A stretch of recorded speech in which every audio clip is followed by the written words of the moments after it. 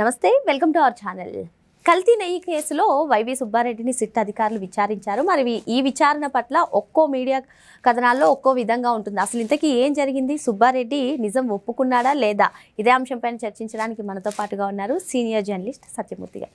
నమస్తే సార్. నమస్కారం అండి. వైవి సుబ్బారెడ్డి విచారణ పట్ల అందరిలో కన్ఫ్యూజన్ సార్. ఒక సాక్షిలో చూసుకున్నట్లయితే నిజం ఒప్పుకోలేదు అని చెప్పి సాక్షిలో కథనాలు, ఇంకో పక్క మిగతా మీడియా కథనాల్లో కానివ్వండి, మిగతా పేపర్లో కానివ్వండి చూస్తే నేరం ఒప్పేసుకున్నారు అని చెప్పి కథనాలు వస్తున్నాయి. ఏంటి అసలు ఏం జరిగింది, ఇంతకీ వైవి సుబ్బారెడ్డి నేరం ఒప్పుకున్నాడా లేదా, ఏం చెప్తారు? అంటే విచారణలో వాళ్ళు కొన్ని ప్రశ్నలు అడిగారు, చాలా కీలకమైన ప్రశ్నలు అడిగారు. ఆ ప్రశ్నలకి ఈయన సమాధానం చెప్పలేదు. నాకు తెలీదు అని కొన్నిటికి చెప్పాడు, నేను మర్చిపోయానని కొన్నిటికి చెప్పాడు, నాకు గుర్తు లేదని కొన్నిటికి చెప్పాడు. మెయిన్గా ఈయన చెప్పిన దాంట్లో ప్రధానమైన ఆన్సర్ ఏంటి అంటే, అవన్నీ నాకు తెలియవు, అధికారులు చూసుకున్నారు అని చెప్పాడు. అంటే అధికారులు, ప్రతిదీ అధికారుల మీదకి నెట్టాడు. అధికారులు అంటే ఎవరు? అప్పట్లో ఇన్ఛార్జ్ ఈఓగానో, ఆ తర్వాత ఈఓగానో, అంతకుముందు ఎడిషనల్ ఈఓగానో, మొత్తం ఈ 3 పదవుల్లో పనిచేసిన ధర్మారెడ్డి మీదకి ఈయన తోశాడు. అప్పుడు అధికారులు అంటే ధర్మారెడ్డే కదా. ధర్మారెడ్డి ఆయన జగన్మోహన్ రెడ్డి మనిషే కదా, వైవి సుబ్బారెడ్డి జగన్మోహన్ రెడ్డి మనిషే కదా. ధర్మారెడ్డి మీదకి సుబ్బారెడ్డి తోసేసాడు, మొత్తం నేరం మొత్తం తోసేసాడు. అంతకుముందు ధర్మారెడ్డి వచ్చాడు కదా, విచారణకి ధర్మారెడ్డిని పిలిచారు. ధర్మారెడ్డి ఏం చెప్పాడంటే, అవన్నీ మేమెట చూస్తామండి, పైవాళ్ళు, నాకన్నా పైవాళ్ళు అంటే చైర్మన్, ఆయన చెప్తే కానీ మేము చేయలేము కదా అని ఆయన చెప్పాడు. ధర్మారెడ్డి చెప్పిన విషయాన్ని అర్థం చేసుకొని సుబ్బారెడ్డి ఇట చెప్పాడు. అంటే ధర్మారెడ్డి అట్లా చెబుతాడు, సుబ్బారెడ్డి ఇట్లా చెబుతాడు.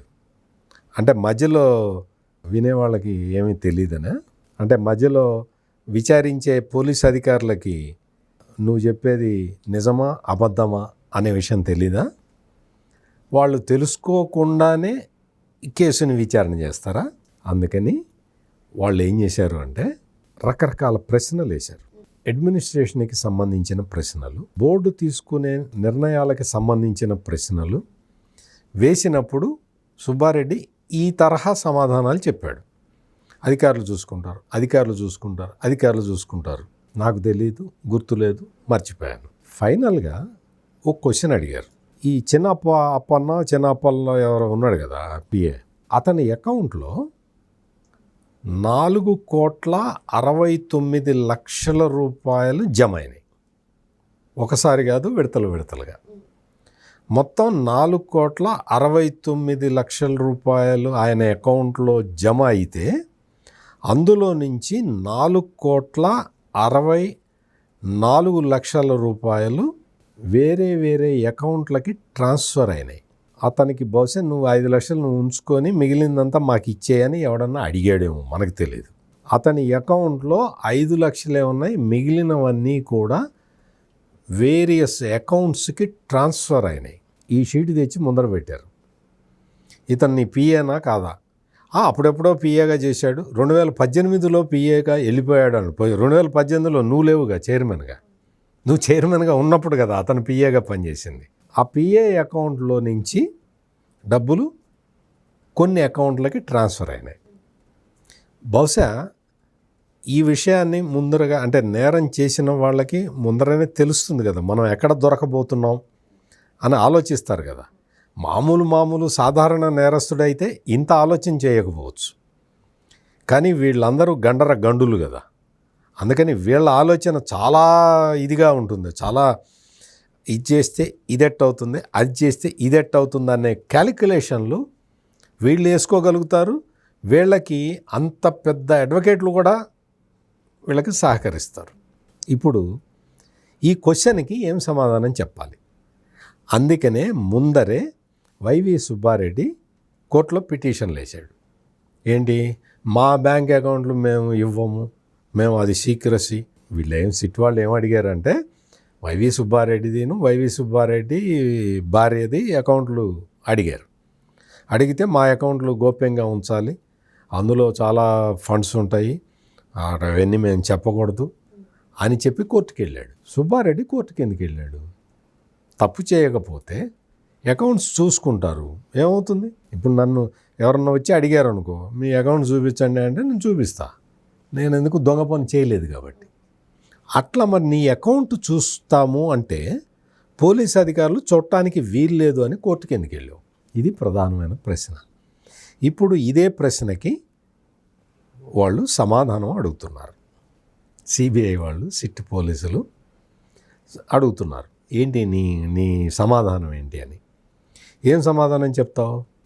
అక్కడి నుంచి ఎక్కడికి ట్రాన్స్ఫర్, అందులో 4,69,00,000 ఉన్నాయి అని కనిపెట్టిన వాళ్ళు, ఈ 4,69,00,000లో 5 లక్షలే ఉండి మిగిలినవన్నీ ట్రాన్స్ఫర్ అయిపోయినాయి అని కనిపెట్టిన పోలీసులు అవి ఎక్కడికి ట్రాన్స్ఫర్ అయినాయో కనిపెట్టలేరా? ఇప్పటికైనా వైవి సుబ్బారెడ్డి ఖచ్చితంగా నిజాలు చెప్పి తను చేసిన పాపానికి ప్రాయశ్చిత్తం చేసుకోవటం మాని ఇంకా బుకాయించటం మొదలుపెట్టాడు. అంటే వెంకటేశ్వర స్వామికే శటకోపం పెట్టారు, వెంకటేశ్వర స్వామినే మోసం చేశారు. కలియుగ దైవం వెంకటేశ్వర స్వామి. అటువంటి వెంకటేశ్వర స్వామికి మోసం చేస్తాడు ఎవరన్నా? ఎంత ధైర్యం ఉండాలి నీకు? అంటే నువ్వు నమ్మవు కాబట్టి నువ్వు మోసం చేసేస్తావా? అందుకనే ఇది చాలా చిన్న కేసు కాదు, చాలా పెద్ద కేసు. లడ్డు కల్తీ దానికి సంబంధించిన కేసు కాబట్టి ధర్మారెడ్డి అప్రూవర్గా మారిపోయాడని కొన్ని పేపర్లలో వార్తలు వచ్చినాయి. అప్రూవర్గా మారలేదు అని చెప్పి ఈ సాక్షి మీడియాలో వార్తలు వచ్చినాయి. అప్రూవర్గా మారినా మారకపోయినా పెద్ద ఫరకేం పడదు. అందుకని మీరు ఏదో కొన్ని పేపర్లు అప్రూవర్గా మారాడు అతను అని రాసినంత మాత్రాన ఏం కాదు. నువ్వు అప్రూవర్గా ధర్మారెడ్డి మారలేదు అన్నా ఏమీ కాదు. కేసే, కేసు ముందరికి వెళ్తూనే ఉంటుంది. కేసు ముందరికి వెళ్లకుండా అడ్డుకుందామని చేసి అని మీరు చేసిన ప్రయత్నాలు చాలా వరకు ఆగిపోతూనే ఉన్నాయి, ఆగుతాయి కూడా. వెంకటేశ్వర స్వామి చూస్తూనే ఉంటాడు. అందుకని వీళ్ళు చెప్పే మాటలు, వీళ్ళు చేసే చేష్టల్ని బట్టి వీళ్ళు నేరం చేశారా లేదా అనేది ప్రూవ్ చేసుకోవచ్చు. ఒక్కొక్క డైరీ ఇందులో ఈ టెండర్ నిబంధనలు ఎందుకు సడలించారు అని అడిగితే నాకు తెలియదు, అధికారులు చేశారంటాడు. అధికారులు చేశారు అంటే బోర్డు అప్రూవల్ లేకుండా టెండర్ నిబంధనలని అధికారులే మార్చేస్తారా? అట్లా వీలుంటుందా? అంటే టెండర్ నిబంధనలని ప్రొక్యూర్మెంట్ కమిటీ చూసుకుంటుంది అంటాడు, క్వాలిటీ కమిటీ చూసుకోవాలంటాడు. మరి బోర్డు రెజల్యూషన్, బోర్డు చెప్పిన దాని ప్రకారం ఎగ్జిక్యూటివ్ ఆఫీసరు ఎగ్జిక్యూట్ చేస్తాడు ఏ పనైనా. క్వాలిటీ చెక్కి సంబంధించి నీ కంప్లైంట్ వచ్చింది కదా, నువ్వు ఆ కంప్లైంట్ని తీసుకొని గీ శాంపుల్ని నువ్వు మైసూర్లో ఉన్న ల్యాబ్కు పంపించావు కదా. ఆ ల్యాబ్ రిపోర్టు వచ్చిన తర్వాత నువ్వు నెయ్యి ఎందుకు ఆపలేదు? ఆ ల్యాబ్ రిపోర్టులో వచ్చింది కదా, ఆ ల్యాబ్ రిపోర్టు క్లీన్గా వచ్చిందా? క్లియర్ ఘీ అని వచ్చిందా? ఒరిజినల్ ఘీ అని వచ్చిందా? రాలేదు కదా. మరి నువ్వు ఆ సప్లైని ఎందుకు ఆపలేదు? ఇదే కథకి మూలం. ఆ బోలేబాబా డైరీ కానీ, ఆ వైష్ణవి డైరీ కానీ, ఈ ఏఆర్ ఫుడ్స్, ఇటువంటి వాటన్నిటికి కూడా వాళ్ళు అసలు ఆవు పాలే సేకరించలేదు రైతుల దగ్గర నుంచి. నువ్వు పాలు సేకరించకుండా నీకు వెన్న ఎక్కడ వస్తుంది? వెన్న తయారు చేయకుండా నీకు నెయ్యి ఎక్కడి నుంచి వస్తుంది? 1 లీటర్ పాలు కూడా సేకరించకుండా అన్ని కిలోల నెయ్యి నువ్వు సప్లై చేసావంటే ఎట్లా చేస్తావు? పోనీ వెన్న ఎక్కడి నుంచి అన్న కొన్నావా? ఆ రసీదులు ఉంటే ఇవి పోలీసులు ఇప్పుడు అడుగుతున్నారు. ఇవన్నీ కూడా ఆల్రెడీ సమాధానాలు పోలీసుల దగ్గర ఉన్నాయి. వీళ్ళు నేరం ఒప్పుకుంటున్నారా లేదా అనేది పరిశీలించడానికి వాళ్ళు కొన్ని క్వశ్చన్లు వేస్తూ ఉన్నారు. టెండర్ నిబంధనలు సడలించటం దగ్గర నుంచి కంప్లైంట్ వస్తే ఆ కంప్లైంట్ని విచారణ జరిపించి దాని మీద చర్యలు తీసుకోకపోవటం. ఇతను ఈ ఎవరైతే పిఎస్ఓ ఉన్నాడు అతని మీద అతను మమ్మల్ని డబ్బులు అడిగాడు అని చెప్పి ఒక కంపెనీ వాళ్ళు ఫిర్యాదు చేస్తే, అది కూడా నాకు తెలియదు, నాకు గుర్తులేదు, నేను మర్చిపోయాను అని చెబితే మరి నేనేమనుకోవాలి? దోషి అనుకోవాలా, నిర్దోషి అనుకోవాలా? గుర్తులేదా? నీ పిఏ చేసిన పని, నీ పిఏ లంచం తీసుకున్నాడు అని చెబితే నువ్వు ఎందుకు చర్య తీసుకోలేదు? నేను ముందర ఏం చెప్పాను? గీ క్వాలిటీ బాగలేదని చెప్పి రిపోర్ట్ వస్తే చర్య తీసుకోవాలా. నీ పిఏ డబ్బులు తీసుకున్నాడా అంటే నువ్వు చర్య తీసుకోవాలా. అంటే దాని అర్థం ఏంటి? ఆలోచించుకోండి. మొత్తం రాష్ట్ర ప్రజలందరూ ఆలోచించుకోండి. డబ్బులు తీసుకున్న పిఏ మీద చర్య తీసుకోవా? లేదు నెయ్యి బాగాలేదని కంప్లైంట్ వస్తే ఆ కంప్లైంట్ మీద చర్య తీసుకోవా? అంటే అర్థం ఏంటి? నువ్వు కుమ్మక్కు అయినట్టు కదా. ఈరోజు నువ్వు వచ్చి నేను కుమ్మక్కు కాలేదు, అంత ధర్మారెడ్డి చేశాడు అని ధర్మారెడ్డి మీద వేస్తే, మీకు ఇదే పద్ధతిలో ఈ వైఎస్ఆర్ కాంగ్రెస్ పార్టీకి సంబంధించిన నాయకులు ఇన్వాల్వ్ అయి ఉన్న అన్ని కేసుల్లో ఇదే తరహాలో జరుగుతున్నది మీరు చూడండి. మద్యం కేసు ఉంది కదా, ఆ మద్యం కేసులో జరిగింది కూడా ఇదే కదా. వాళ్ళ వాటాలు కరెక్ట్గా రాక లేకపోతే ఆ వాటాల్లో తేడాలు వాటితోటి వాళ్ళే బయట పెట్టుకున్నారుగా. ప్రతి కేసు కూడా వాళ్ళు బయట పెట్టుకొని వాళ్ళు వచ్చి పోలీసులకి సమాచారం ఇవ్వటం వల్ల కేసులు వస్తూ ఉన్నాయి కదా. అంటే ప్రతి చోట ఇదే జరుగుతుంది. అంటే దీని తాత్పర్యం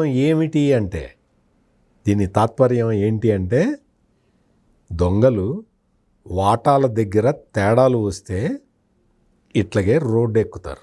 వాటాలు కరెక్ట్గా వేశాను అనుకుంటారు ప్రతివాడు. అందరూ అదే అనుకున్నారు, కరెక్ట్గా వేసాం వాటాలు అని. కానీ ఆ తేడాలు ఈ దొంగలు చూపిస్తారు. మొత్తం అన్ని కేసుల్లో ఇదే జరుగుతున్నది.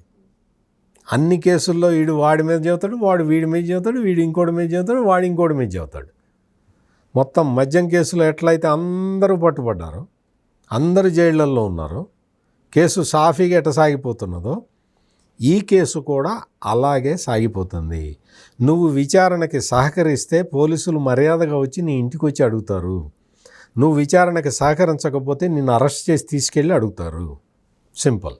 వెంకటేశ్వర స్వామి కలియుగ దైవం అనేది పదే రుజువు అవుతూనే ఉన్నది. మరో అంశంతో మళ్ళీ కలుద్దాం. Thank you sir. నమస్కారం అండి.